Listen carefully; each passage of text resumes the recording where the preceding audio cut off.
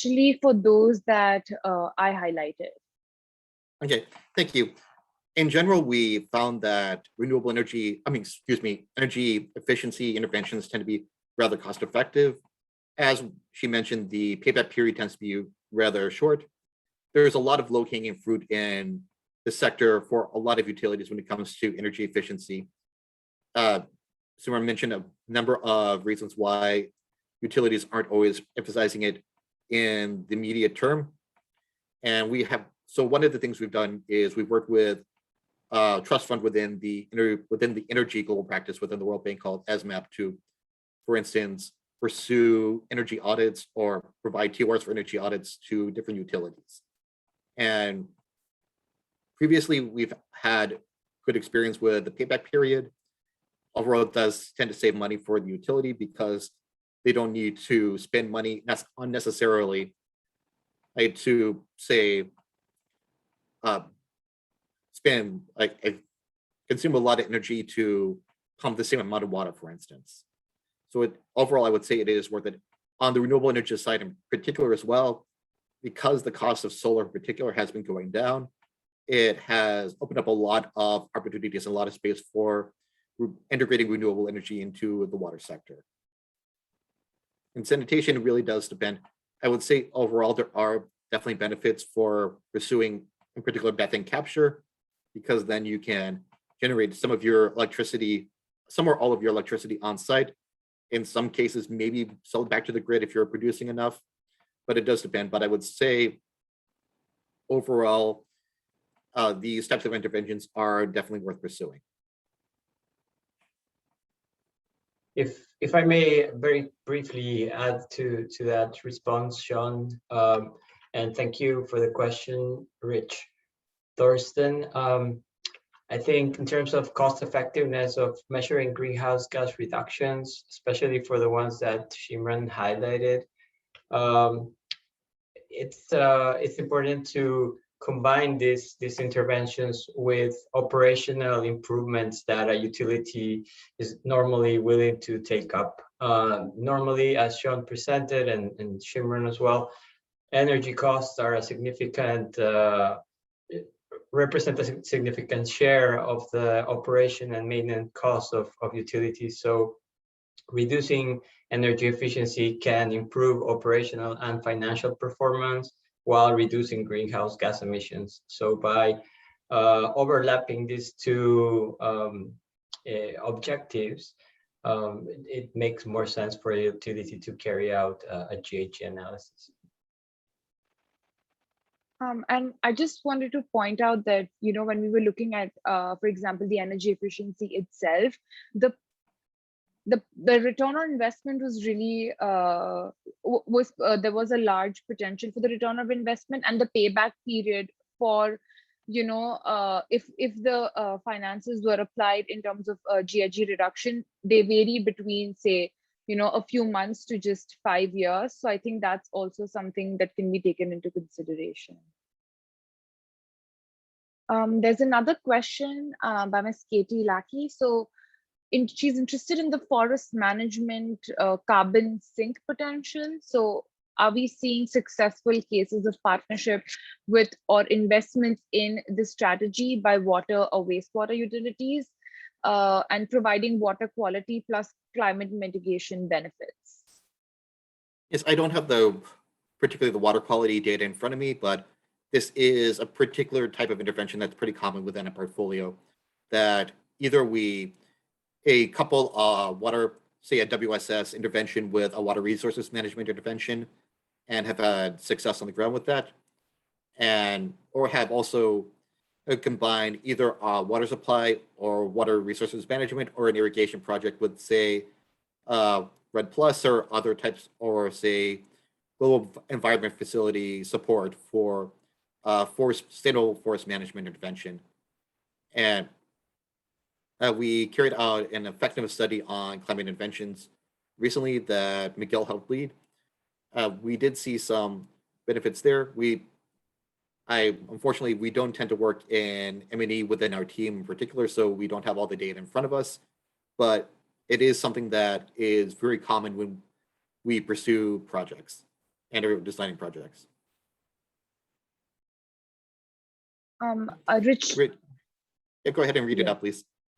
Oh, yeah. So Mr. Rich is particularly interested in the ability and costs associated with the documenting and measuring GHG reductions, so versus the ROI or payback periods for the interventions themselves. So for example, according to water.org has begun using a volumetric water benefit method to translate households reached with interventions into estimated volumes benefited. So are there corollary measures that are relatively easy and or cost effective to apply in the carbon offset space? I would say with regard to, say, renewable energy, energy efficiency, and such interventions, it's relatively straightforward.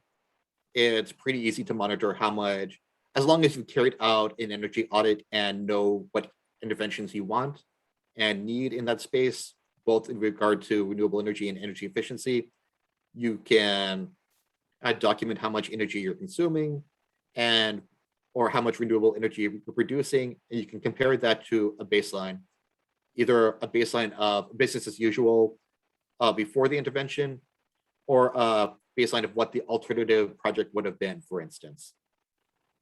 Now, and it is true, I would say, in practice that a lot of utilities are not actively tracking this data as much as it would be beneficial to do so. But one of the benefits of carrying out an energy audit is that it puts that on the radar that they should be tracking that. And in particular, because as mentioned, renewable energy or energy efficiency does present a net economic or financial benefit to your utility, it can track.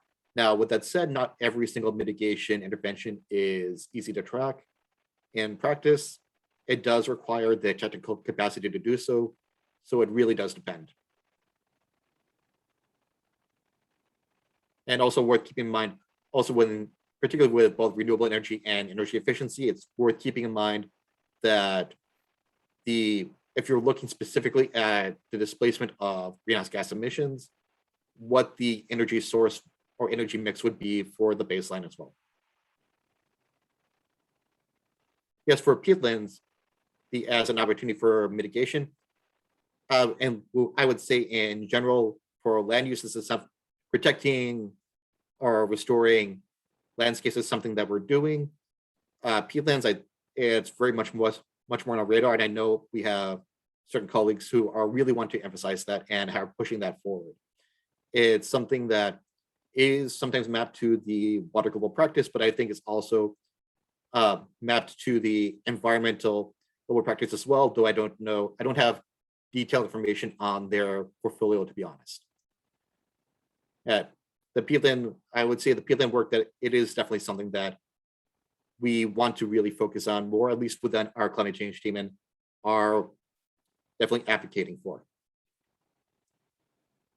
And across the board, I would say we have had some projects recently that the main focus are on protecting the watershed, and that includes the natural environment, and have carried a lot of estimated GHG emissions reductions through sequestration, including in soil.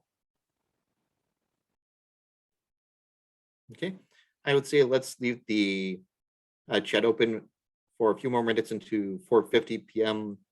Eastern time. Allow any final questions. And I want to thank everyone who stayed behind, who has been very active in the chat so far. Thank you. So we have a question on in which page can we consult the portfolio for Latin America? I would say definitely take a look at the water page on the public website for the World Bank.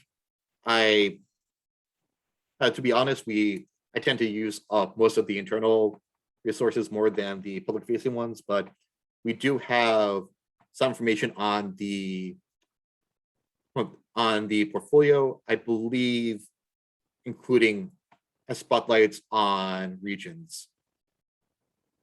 So in terms of a dedicated website specifically on Latin America, I'd have to double check with that. I'll follow up with you on that. Okay, so it's 4:50 now. Actually 4:51. I'm not seeing any more questions in the chat. So if you have any final ones, please put them in quickly. Otherwise, we're going to end the session a little bit early, but still use up almost the entire full hour. So I want to thank everyone who came in today and asked questions and had a pretty lively conversation in the chat. Thank you to my co-hosts here, Miguel and Simran.